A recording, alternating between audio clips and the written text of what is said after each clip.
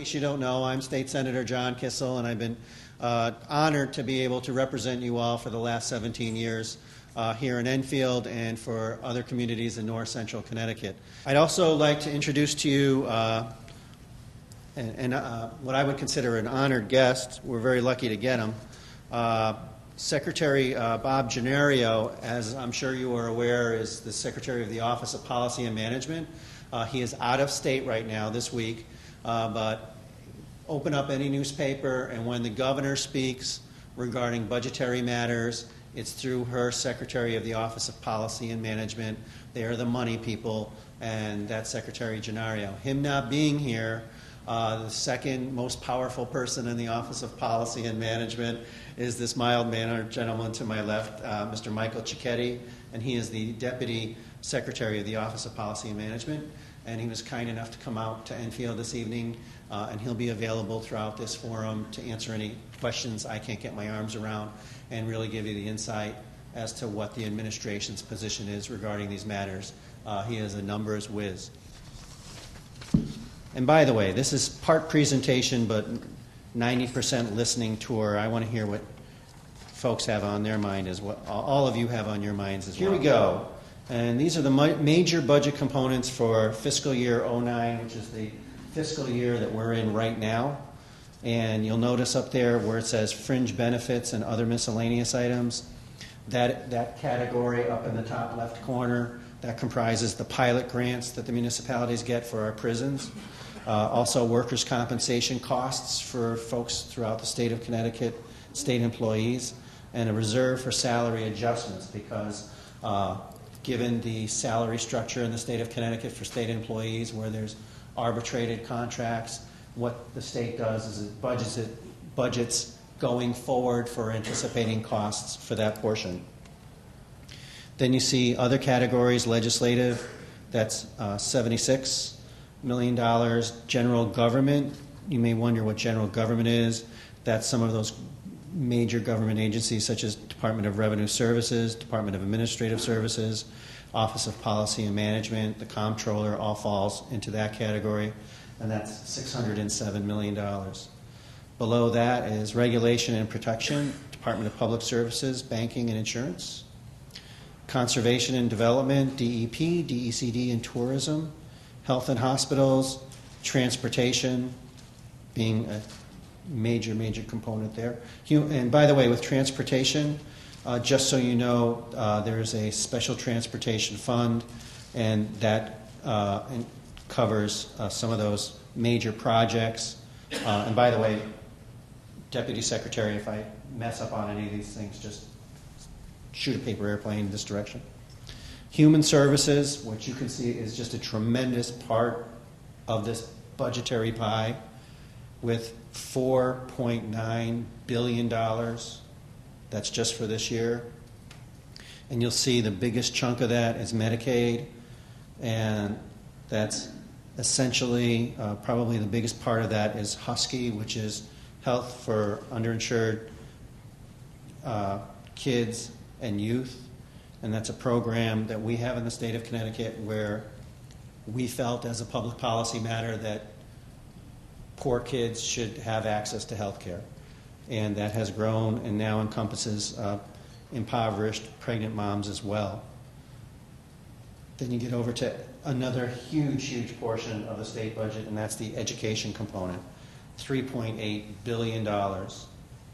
And then we have another significant portion of our budget that we're all too familiar with here in Connecticut, North Central Connecticut and Enfield, and that's the Department of Corrections, which their total slice of the pie is $1.5 billion, or 8.7%. Judicial branch, and then this other huge portion is debt service. And that's for all the bonding that we've done over the last several years. And when we float bonds on Wall Street, we make a commitment to those bondholders that we will pay the prescribed interest on those bonds. And so as we grapple with our budget deficit, we're going to have to address these different pieces of the pie. And that's just what we have for current services right now. Okay, if we could go to the next slide. Okay, this is the other side of the coin. We have the expenditures, And we are bound by our state constitution, unlike the federal government. And I'm sure all of you are aware, but unlike the federal government, A, we can't print money, and B, we can't go to year accumulating a budget deficit. By our state constitution, we are required to have a balanced budget each and every year. And we will have to do that this year as well. Our general fund right now, you can see the biggest chunk of this pie is the income tax. Then below that, another huge piece of that pie is sales and use tax. Then corporate business taxes, oil companies tax, which is a little piece in there, $81 million. Federal grants we're counting as part of the revenue stream that are coming into us, and we get through the federal government $3.1 billion. Cigarette tax, not an insignificant amount of money for the state of Connecticut, $325 million. Gambling revenues for that also is gaming and the lotteries, $665 million. Miscellaneous taxes and other revenues is the other piece of the equation. What we budgeted back when we passed our original state budget is not meeting the demands of our operating expenses. That's where we are right now. Now, why do I think that's shocking and important for everybody to understand is that it's the end of February, pretty much. March, April, May, June. We have 4 months to figure out how to fill a hole of $1.1 billion. And every day that goes by, that's one less day that we have to address that. So that's why, at least folks on my side of the aisle, and I have the utmost respect, my wife's a Democrat, you know that, try to be as bipartisan as humanly possible. But I do feel that the fact that we're looking at this $1.1 billion hole that we have to fix in the next 4 months is not insignificant. It really means we have to sit down, quit fooling around, and make some tough choices. And because what we're seeing is the ramifications of the giant stock problems and the fiscal crisis that hit Wall Street in the fall, they have a time delay before they hit us. They didn't hit our coffers, our state revenue stream, until the beginning of this year because there's a lag. And they will continue to hit us as we move forward. And there's certain, and this shows you the drop-off in our revenues. And I had asked, again, Bill Grant, when we went over this, how come it's really December 08 to January 08? And again, it's because there's this lag time between when actions take place and when we see the drop-off. And so that giant tanking between December and January, where it shoots down like crazy, that is a direct reflection of what took place in September. So when Wall Street got rocked in September, this is when we're finally feeling those concrete ramifications hit us.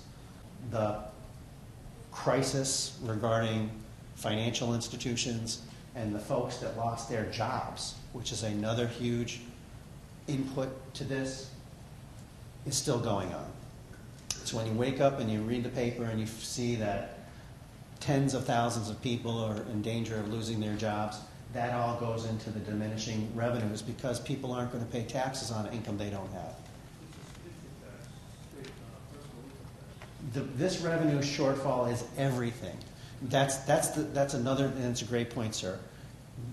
Over in this period of time, and again, Deputy Secretary, my understanding is in the last month, even though there's this lag, income tax, sales tax, revenue from the casinos, every form of revenue shooting down. So it's not even as if we can shift from, we'll shift from the income tax to the sales tax. They're all shooting down.